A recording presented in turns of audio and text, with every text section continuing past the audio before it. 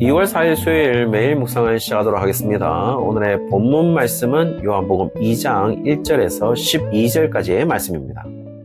오늘 본문은 굉장히 많이 듣는 설교 본문 가운데 하나이고 주일학교에서도 많이 하는 설교 가운데 하나입니다. 그러나 지금까지 만족할 수 없는 해석들로 이루어졌음을 확인할 수 있는데요. 포도주가 의미가 있다라고 말하기도 하고 사흘째 되는 날에 의미를 두기도 하면서 정작 우리가 중점으로 살펴보아야 하는 것을 너무 벗어나는 경우도 많음을 확인할 수가 있죠. 그래서 오늘은 특별히 원문에 충실하게 이 표적을 해석해 보고자 합니다. 2절에는 예수님과 제자들이 갈릴리 가나에 혼인잔치에 초대를 받았다라고 이야기를 해주고 있어요. 1절에 보시면은 예수님의 어머니 마리아도 거기에 있는 것으로 봐서는 어머니는 이미 거기에 계셨던 것으로 보입니다. 그리고 어머니가 굉장히 이 혼례에 호의적인 것만은 분명해 보입니다. 마치 친인척의 혼례인 것처럼 그리고 관계성이 깊은 혼례인 것처럼 보이기도 하는데요. 알 수 있는 사실은 정확하게 여기까지입니다. 그런데 혼인잔치에서 문제가 발생하는데 3절에 보시면 포도주가 거의 다 떨어져 가는 것이었어요. 여기에서 떨어지다라는 동사는 휘스테레오라는 단어로 열등하다, 부족하다, 궁핍하다 라는 의미로 완전히 없어진 상태는 아닌 것으로 말해주고 있어요. 그래서 그 사실을 마리아가 자신의 아들인 예수님에게 알려주고 있는 것이죠.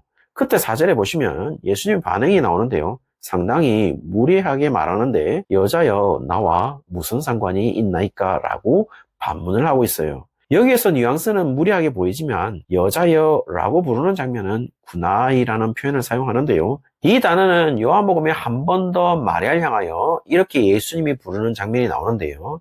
그것은 바로 요한복음 19장 26절에도 나오게 되는데 똑같은 단어가 가진 뉘앙스는 상당히 부드럽게 자신의 어머니를 향한 애절함이 묻어오는 단어로 표시하고 있어요.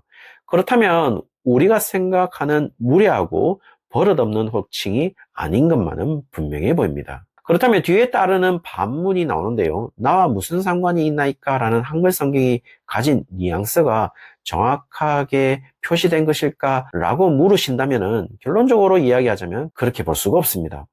여자여가 부정적인 뉘앙스가 아니라면 뒤에 나오는 반문도 그렇게 부정적인 뉘앙스가 아니라고 보는 것이 맞을 듯합니다. 원문에서는 T, MOE, KAI, SOI라고 되어 있고 KJV 같은 경우에는 What have I to do with thee? 라고 되어 있고 NIV 같은 경우는 Why do you involve me? 라고 되어 있고 NASB 같은 경우는 What do I have to do with you? 라고 되어 있고 RSV 같은 경우에는 What have you to do with me? 라고 되어 있습니다.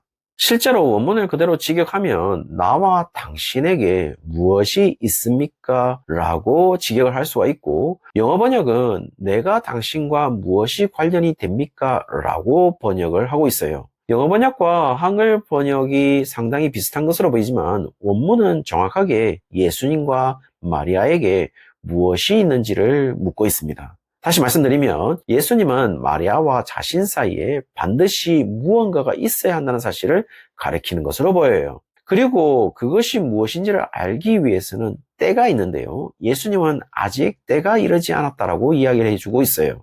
여기서 때는 호라라는 단어를 사용했는데요. 그것은 어떤 시점, 순간이라는 단어로서 그 순간이 오면 무엇이 있어야 하는지를 알게 된다는 것을 말하는 것처럼 들립니다. 무엇일까요? 무엇을 말하고 있는 것일까요? 무엇이 있어야 한다는 것일까요? 영어 번역이 단순히 have to do with 라는 수고로 무엇과 관련이 있다라는 것으로 해석하지 않는다면 정확한 직역은 내가 당신과 함께 무엇을 해야만 합니까? 라고 아주 표면적으로 해석한다면 오히려 원문에 가까워 보입니다. 그 번역은 우리가 원래 알고 있는 뉘앙스로 어머니 당신과는 할 수 있는 일이 없다라는 번역으로 인도하는 것이 아니라 오히려 어머니 당신과 함께 할 수 있는 것이 무엇일까요? 라고 우리가 해석하도록 인도하고 있는 것처럼 느껴지거든요. 어쨌든 지금 때가 이르지 않아서 예수님은 행동하지 않는 것으로 보입니다. 그렇다면 그 때는 도대체 언제일까요? 지금까지의 뉘앙스는 예수님께서 어머니 마리아의 요청을 완전히 거절하는 것이 아니라 아직 때가 이르지 않았기 때문에 어머니와 함께 자신이 해야만 하는 일을 못하고 있다는 것으로 보이고 그러나 때가 이르면 어머니와 함께 예수님이 해야만 하는 일을 할 것이라고 말하고 있는 것으로 보입니다. 그런 이해가 있었기 때문에 어머니 마리아는 전혀 기분 나쁜 상태가 아니라 5절에 보면 오히려 하인들에게 예수님이 시키는 대로 그대로 하라라고 당부를 하고 있거든요. 그리고 그 때를 알 수 있도록 우리에게 말해주고 있는 부분이 나오는데요. 그것은 이스라엘의 혼례 풍습과 관련이 있는데 잔치를 할 때 우리나라와는 달리 부족하게 준비하는 듯이 보입니다. 그래서 그런지는 몰라도 포도주가 거의 다 떨어져 가고 있었던 것으로 보여요. 그래서 그들의 풍습으로는 물을 넣어서 포도주의 맛이 떨어지게 마련이고 잔치 중에 손님들은 맛이 떨어지는 것을 거의 알아차리지 못하는데 이유는 거의 취한 상태이기 때문이라는 사실을 10절에서 알려주고 있어요.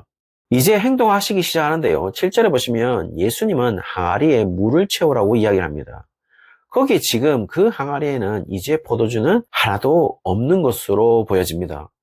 그것에 대한 근거는요. 6절에 보시면 정확한 물의 양을 이야기해 주는 것으로 암시해 주고 있습니다. 두세 통 드는 돌 항아리 6개로 말하고 있거든요. 한 통의 양이 8.5 갤론 정도입니다. 하나의 돌 항아리에 20에서 22갤론 정도라고 볼 수 있을 것 같습니다. 이런 정확한 묘사는 분명 포도주 없이 물로만 가득 채우고 있음을 알려주고 싶은 저자의 의도가 숨겨져 있는 것으로 보여요.